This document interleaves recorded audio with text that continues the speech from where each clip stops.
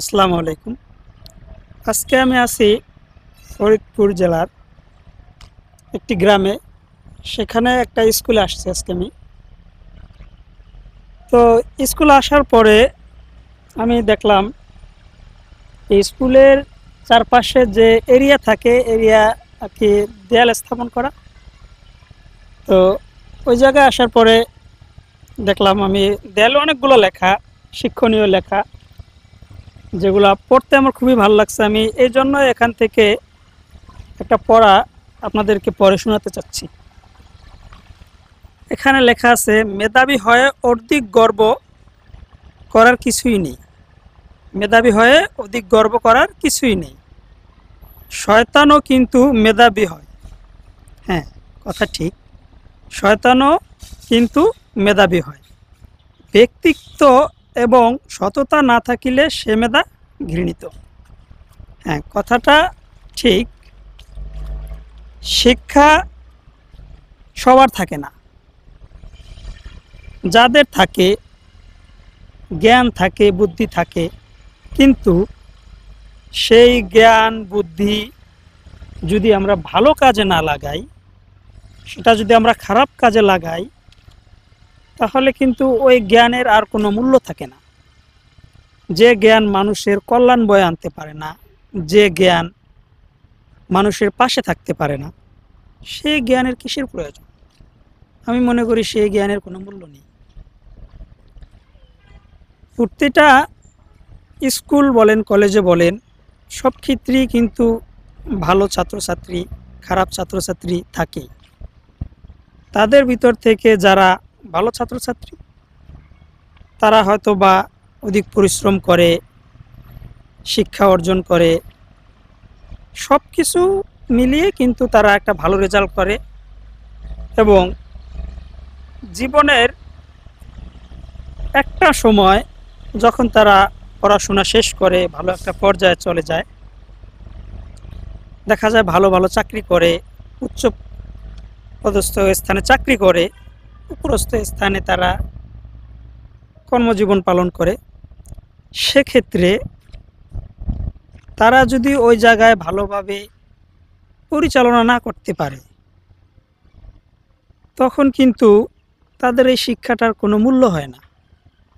তখন শিক্ষাটা কোনো কাজেই লাগে না বলতে গেলে। আর তারা যদি শিক্ষাটা অর্জন করে, ভালোভাবে মানুষের মাঝে চলাচল করে, সুন্দরভাবে সব কিছু পরিচালনা করে, এক কথায় সৎভাবে চলে, তারা কিন্তু শিক্ষাটা অর্জন করে যেমন সমাজের মাঝেও উপকৃত, মানুষের উপকারে আসে, সমাজের উপকারে আসে, দেশের উপকারে আসে।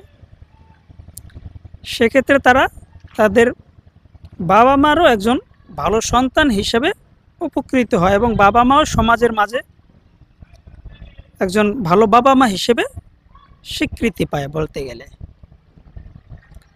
যাই হোক, আমরা দেখি আমাদের দেশে যেখানে উপরস্থ কর্মকর্তা যারা কিনা বিভিন্ন প্রকল্প করে, দেশ পরিচালনা করার জন্য উপরস্থ চেয়ারে বসে, তারাই যদি দেশের চিন্তা না করে, তারা যদি সাধারণ মানুষের কথা চিন্তা না করে, খারাপ কাজে যদি জীবনযাপন করা শুরু করে, তাদের ক্ষমতা থাকা সত্ত্বেও, সেটা বলতে পারি আমরা অবিচার।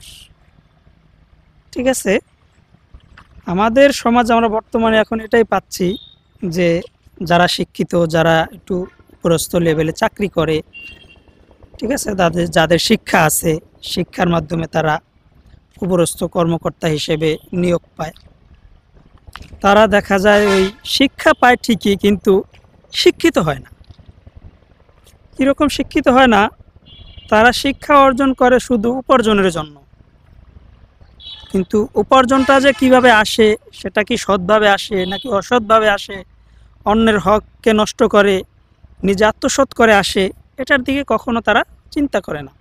তারা চিন্তা করে, আমরা জীবনে অনেক পরিশ্রম করছি, আমরা লেখাপড়া করছি, ভালো একটা রেজাল্ট উপার্জন করছি, আজকে ভালো একটা চাকরি নিচ্ছি, উপরস্থ কর্মকর্তা হিসাবে নিয়োগপ্রাপ্ত আছি, আমরা আমরা আমাদের মতো জীবনটাকে জীবনযাপন করি, সুন্দরভাবে এনজয় করি। তারা ওই আর কি সমাজের সাধারণ মানুষের কথা, দেশের সাধারণ মানুষের কথা অত একটা চিন্তা করে না।